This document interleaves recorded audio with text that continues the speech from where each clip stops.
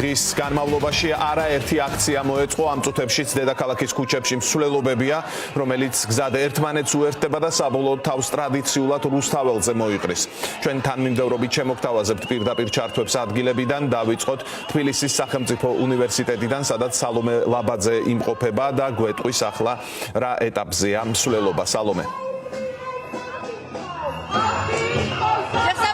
შეძახილებს ეგრეთ წოდებული ხელისუფლება მოქალაქეებისგან ამ დროისთვის უკვე მერიხიშვილის გამზირიდან ისე ჩვენ თითქმის მიუახლოვდით რუსთაველის მეტროს ამ წერტილამდე კი მოქალაქეები მოვიდნენ თბილისის სახელმწიფო უნივერსიტეტიდან, სადაც შეკრება დაანონსდა ზვიად კვარაცხელიას, მათედევიძის, ზვიად ცეცხლაძის, ანდრი კვარაცხელიას, მათედევიძის და სხვა პოლიტპატიმრების, ოჯახის წევრების, მეგობრების, ნათესავების მიერ, თუმცა იქ იმყოფებოდნენ და აქ მსვლელობაზეც იმყოფებიან რიგითი მოქალაქეების, რომელსაც შესაძლოა სინდისის პატიმრებთან არ აკავშირებთ ნაცნობობა, თუმცა აკავშირებთ მიზანი, რომ ქვეყანაში აღდგეს დემოკრატია, ჩაინიშნოს ახალი არჩევნები და მოხერხდეს ქვეყნისთვის ევროპული მომავლის დაბრუნება, მანამდე კი აუცილებელია სინდისის პატიმრების გათავისუფლება. როგორც შეგითხარით, ჩვენ გამოვიარეთ მერიხიშვილის გამზირი, ეს სწორედ ის ტერიტორია, სადაც 2 თვის წინ დააკავეს მათედევიძე, 21 წლის ახალგაზრდა, რომელიც წინასწარ პატიმრობაშიც ჩატოვა რეჟიმის სასამართლომ და რომელსაც პოლიციელზე თავდასხმას ედავებიან, ემუქრებიან მას რამდენიმე წლიანი პატიმრობით და აქვე აღნიშნოთ, რომ ეს მუხლი მათედევიძის საქმეში გაჩნდა მოგვიანებით, თავიდან ის ადმინისტრაციული წესით იყო დაკავებული, რაც კიდევ ერთი საყურადღებო ეპიზოდია მის საქმეში. სწორედ მათედევიძის ოჯახის წევრებიც იმყოფებიან და მოუძღვებიან ამ მსვლელობას, მათ შორის არის მათედევიძის დაც, რომლისთანაც კიდევ მოვისმინოთ, რამდენად მნიშვნელოვანია თქვენთვის, როგორც სინდისის პატიმრის ოჯახის წევრისთვის სოლიდარობის ასეთი აქტები, იმიტომ რომ როგორც ჩანს, საზოგადოების წნეხი არის ერთადერთი, რამაც შესაძლოა აიძულოს რეჟიმს უკან დახევა. სასამართლოში კი ხედავთ, რომ ყველაფერი მითი სწორედ რეჟიმის წესებით და მათი მოთხოვნების შესაბამისად. ეს სოლიდარობა ძალიან მნიშვნელოვანია როგორც მათთვის და ყველა დაკავებულისთვის, ასევე ოჯახის წევრებისთვის, იმიტომ რომ ჩვენ გვგზნობთ, რომ არ ვართ მარტო და ჩვენს უკან დაკავებულების უკან დგას ქართველი ხალხი და ეს არის მთელი ქვეყანა. წინ გამარჯვებისკენ ეს არ ვთქვათ, იმიტომ რომ ეს ბავშვები იბრძოდნენ გამარჯვებისთვის და ისინი წულად არ არიან იქ.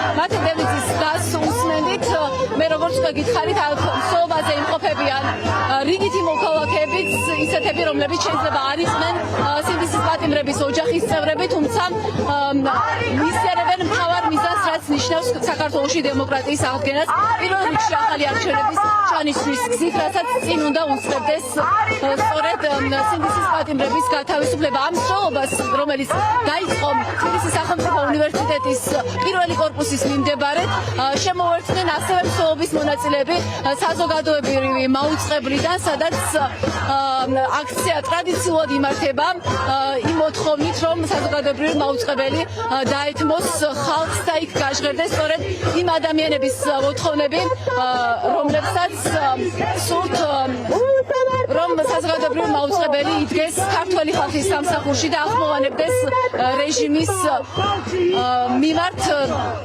კრიტიკულად განწყობილი ადამიანების მოსაზრებებს. მე შევეცდები, რომ გავესაუბრო აქციების სხვა მონაწილეებსაც. გამარჯობა, თუ შეიძლება რომ გითხრათ, თქვენი თავარი მოთხოვნა ისმის, რაც არის, ეს არის სინდისის პატიმრების გათავისუფლება, რამდენად რეალისტურად მიგაჩნიათ ის, რომ ასეთი აქტივობით საზოგადოება შეძლებს ამ მიზნის მიღწევას. ჩვენ ერთიანად აუცილებლად ამ ბრძოლას მივიყვანთ ბოლომდე და ჩვენი მეგობრები დაგვიბრუნდებიან გამარჯვებულ საქართველოში. თქვენ რომელიმე დაკავებულის მეგობარი, ახლობელი ბრძანდებით, რა შეგიძლიათ გითხრათ მათი განწყობის, მათი შემართების შესახებ? მე ვარ ლუკა ჯაბუას მეგობარი. ლუკა არის ძალიან ძლიერად, მხნედ და რა თქმა უნდა, ჩვენი იმედი აქვს ყველა პატიმრს.